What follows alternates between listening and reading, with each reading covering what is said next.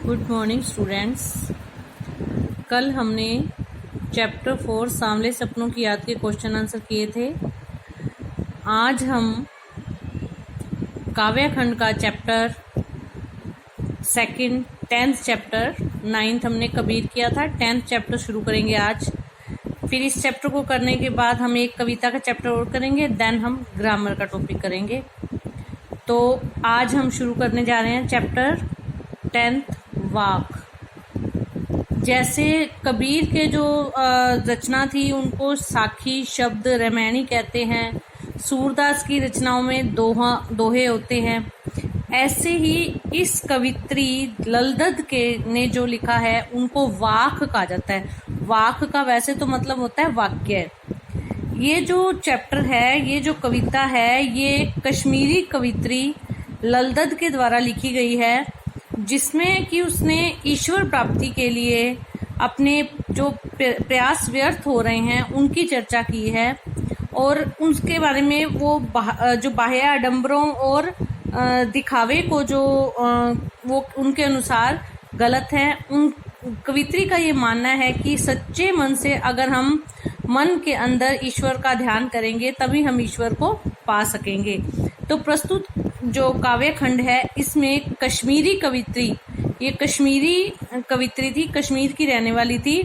इन्होंने ये जो रचना की थी वो कश्मीरी भाषा में थी और इसमें इन्होंने जो अपने जीवन के प्रयास हैं ईश्वर को पाने के लिए उनकी चर्चा की है। आज हम 2 काव्य खंड करेंगे, 2 हम कल करेंगे।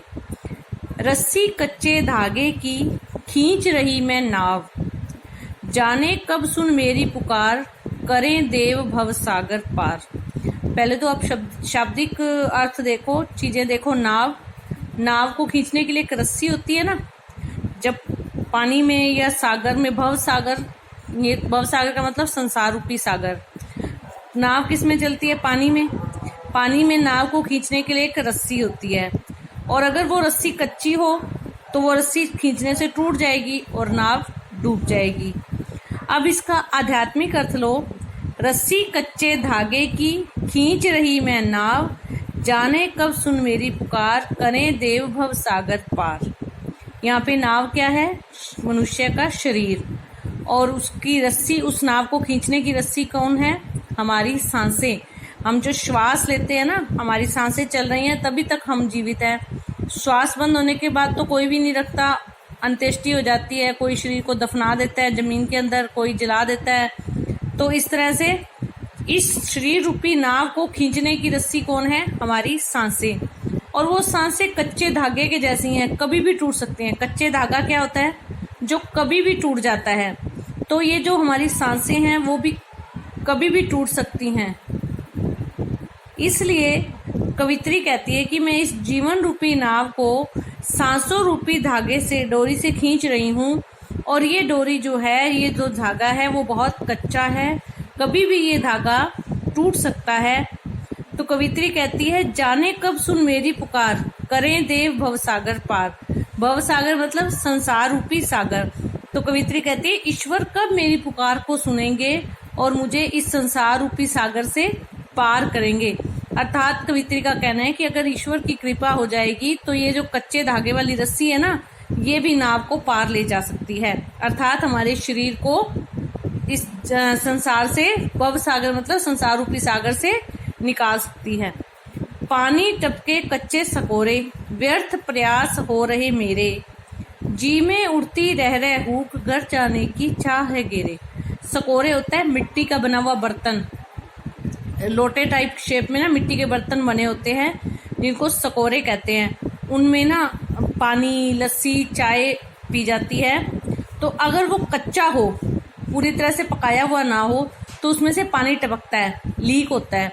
तो वो कहती है, लेखिका कहती है, ईश्वर को प्राप्त करने के जो मेरे प्रयास है ना, वो उसी तरह से व्यर्थ हो रहे हैं। प्रयास मतलब कोशिशें, व्यर्थ मतलब बेकार। जैसे कच्चा सकोरा जो होता है उसमें पानी डालेंगे तो वो पानी टपकने लगेगा क्योंकि वो पक्का नहीं है। तो इसी तरह से कवित्री कहती है कि मेरे जो प्रयास है ना वो कच्चे हैं, इसलिए मेरे प्रयास सफल नहीं हो रहे और मेरी जो घर जाने की चाह है, अर्थात ईश्वर के घर जाने की चाह है, वो पूरी नहीं हो रही और मेरे जी में, मन में रह रहकर हुक उठती है। हुक मतलब पीड़ा। नेक्स्ट, खा खा कर कुछ पाएगा नहीं, न खाकर बनेगा अहंकारी। सम खा तभी होगा संभावी, खुलेगी सांकल बंद द्वार की। अब कवित्री इस संसार में आने के बाद की स्थिति का वर्णन करते हुए कहती है कि अगर यहाँ संसार में आके भोग विलासों में फंस गए, खाते रहे, अपने सुख सुविधाओं का लाभ उठाते रहे, तो कुछ भी नहीं प्राप्त करोगे।